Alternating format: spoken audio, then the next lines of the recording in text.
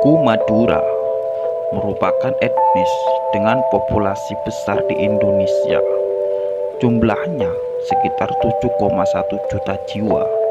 Mereka berasal dari Pulau Madura dan pulau-pulau sekitarnya. Suku Madura dikenal dengan intonasi bicaranya yang sangat keras dan terdengar kasar. Walaupun begitu, mereka juga dikenal hemat, disiplin, dan rajin bekerja. Selain itu, suku Madura dikenal mempunyai tradisi Islam yang sangat kuat. Harga diri juga paling penting dalam kehidupan orang Madura. Mereka memiliki sebuah peribahasa, lebih bagus pote tolang atimbang pote mata. Artinya lebih baik mati daripada malu. Sifat yang seperti ini melahirkan tradisi caruk pada masyarakat Madura. Tetapi tradisi lambat laun melemah seiring dengan terdidiknya para pemuda Madura sekarang. Apakah kalian tahu asal muasal orang Madura? Berikut penjelasannya menurut Babat Madura, Kitab Negara Kertanagama, dan para sejarawan.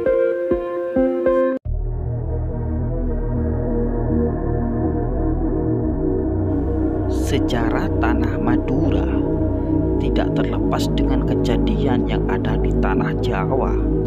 Diceritakan bahwa di suatu masa di Pulau Jawa berdiri suatu kerajaan bernama Midang Kamulan yang dipimpin raja bernama Sang Hyang Tugan. Dikisahkan bahwa sang raja memiliki seorang anak gadis bernama Putri Bendoro Agung. Suatu ketika gadis tersebut bermimpi dimasuki rembulan ke dalam tubuhnya.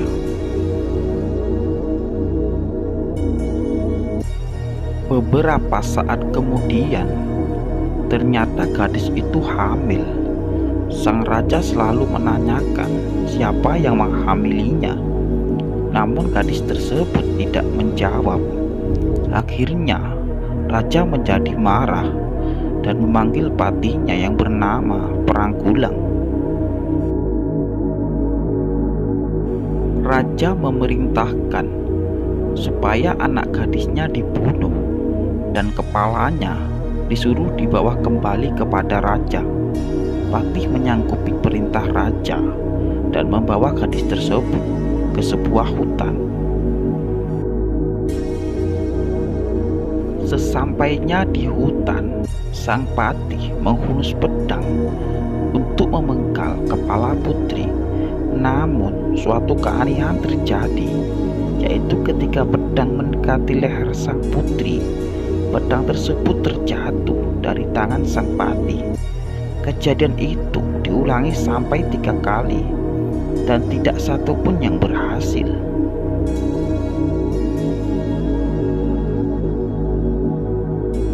Sang patih akhirnya duduk termenung dan berpikir bahwa kehamilan sang putri tentulah bukan kesalahan sang putri, tetapi disebabkan oleh hal yang luar biasa.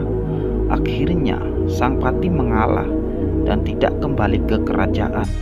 Dan mulai saat itu sang patih berganti nama menjadi Kiai Poleng. Kemudian sang putri oleh Kiai Poleng didudukan di atas kitek di tepi pantai, dan Kiai Poleng menendang kitek tersebut menuju Madu Oro. Artinya pojok menuju ke arah yang luas. Hal inilah yang menurut sebagian pendapat menjadi asal-usul nama Madura. Pendapat lain mengatakan bahwa nama Madura berasal dari kata lemah turo, artinya tanah yang tidak sesungguhnya, yaitu apabila air laut surut, tanahnya terlihat Tetapi bila air laut pasang, tanahnya tidak terlihat. Singkat cerita, sang putri pun melahirkan. Saat itu, lahirlah seorang bayi laki-laki. Mukanya amat rupawan. Bayi tersebut diberi nama Raden Segoro, yang artinya laut. Keluarga inilah yang menurut beberapa pendapat menjadi cikal bakal penduduk Madura. Kala itu, ketika Raden Segoro berumur 2 tahun, dia sering bermain ke pantai. Hingga suatu ketika dari arah laut datanglah 2 ekor ular naga yang amatlah besar. Raden Segoro pun bertarung dan mengalahkan 2 ular raksasa tersebut. Seketika itu, ular tersebut berubah menjadi 2 bilah tombak. Lalu tombak tersebut diberi nama Kiai Nenggolo dan Kiai Alukuro.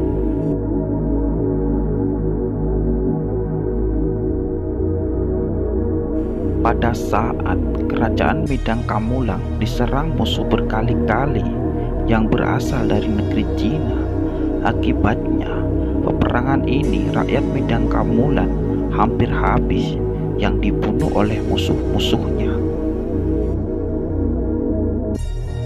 Dalam keadaan susah dan bingung, sang raja memohon kepada Yang Maha Kuasa supaya diberi pertolongan. Akhirnya pada suatu malam, raja pun bermimpi bertemu dengan seorang tua yang berkata bahwa di sebuah pulau yang bernama Maduoro terdapat anak muda yang bernama Raden Segoro. Singkat cerita, Raden Segoro pun berangkat bersama rombongan dengan membawa pusaka tombak Kiai Nenggolo. Pertempuran luar biasa pun terjadi dengan menggunakan tombak Kiai Nenggolo ke arah musuh. Musuh pun menjadi sakit secara mendadak dan akhirnya berusaha meninggalkan kerajaan Midang, dan sebagian besar pun mati. Dengan kemenangan tersebut, raja membuat pesta besar-besaran dan memberi penghormatan kepada Raden Segoro. Raden Segoro juga diberi gelar Tumenggung Kemet oleh Raja Midang Kamulang. Di akhir kisah, Raden Segoro bertanya kepada ibunya tentang siapa nama ayahnya. Sang ibu sangat kebingungan harus menjawab apa. Namun sang ibu menjawab bahwa ayahnya adalah seorang siluman. Maka seketika itu, ibu Raden Segoro dan rumahnya lenyap atau dikatakan muksa.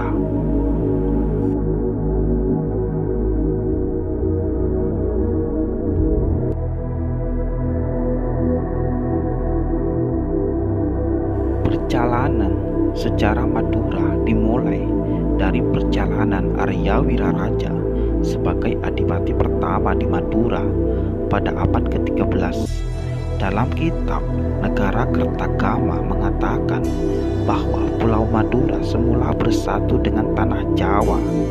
Ini menunjukkan bahwa pada tahun 1300-an, orang Madura dan orang Jawa merupakan bagian dari komunitas budaya yang sama.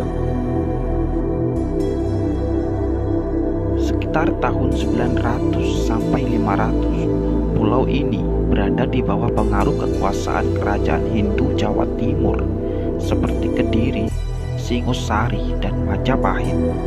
Di antara tahun 1500 dan tahun 1624, para penguasa Madura pada batas tertentu bergantung kepada kerajaan-kerajaan Islam di pantai utara Jawa seperti Demak, Gresik, dan Surabaya. Pada tahun 1624, Madura ditaklukkan oleh Mataram.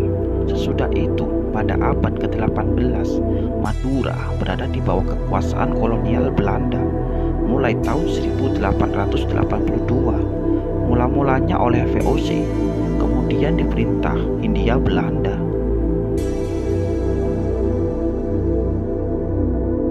Sejarah mencatat Arya Wiraraja adalah adipati pertama di Madura, diangkat oleh Raja Kartanegara dari Singosari tanggal 31 Oktober 1269. Pemerintahannya berpusat di Batu Putih, Sumeneb, merupakan keraton pertama di Madura.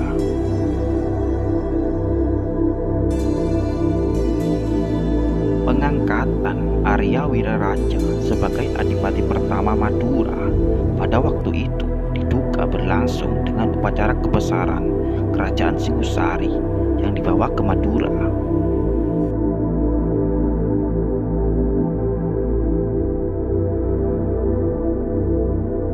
Seperti yang tercatat dalam sejarah, perpindahan bangsa-bangsa secara besar-besaran dari Asia Tenggara terjadi pada kurun waktu yang sangat panjang, antara 4.000 tahun sampai 2.000 tahun sebelum Masehi. Kejadian ini antara lain berasal muasal dari bertambah pesatnya kerajaan-kerajaan Cina. Karena kepesatan perkembangan kebudayaannya, mereka lalu meluaskan pengaruh kekuasaannya ke arah selatan. Kawasan yang langsung terkena dampaknya adalah wilayah Tibet, yang merupakan tanah leluhur bangsa Burma, dan daerah Yunan yang semula dihuni orang-orang Thai dan Vietnam.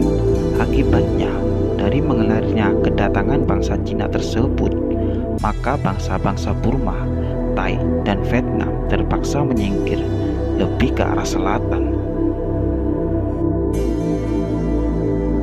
Namun, tidak sedikit di antara mereka yang terus ke selatan, mengarungi laut ataupun melintasi semenanjung, kemudian menyeberangi selat hingga mencapai pulau-pulau di Nusantara, termasuk Pulau Madura sendiri.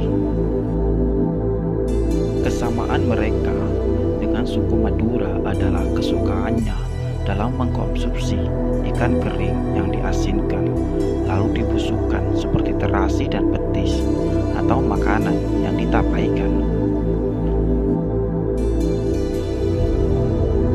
Persamaan yang mendasar di antara mereka, misalnya kesamaan dalam cara menanam benda-benda umum, padi, pandan, ubi, udang, hujan, dan batu, dan banyak lainnya. Para pendatang ini lalu menetap di sana untuk kemudian menjadi nenek moyang bangsa Madura, seperti bangsa Pia, Champa, dan Chai di Cochin, Cina. Mereka mengacu pada kosakatanya seperti apai dengan apoi, menyebut istrinya dengan bini, dan memakai kata ela untuk mengatakan jangan. Begitulah kisah asal-usul suku Madura. Untuk sumber referensinya sudah saya siapkan link di bawah bila kalian ingin membacanya. Semoga tayangan ini menambah wawasan kalian, dan janganlah kalian melupakan sejarah. Wassalamualaikum warahmatullahi wabarakatuh. Salam asal usul.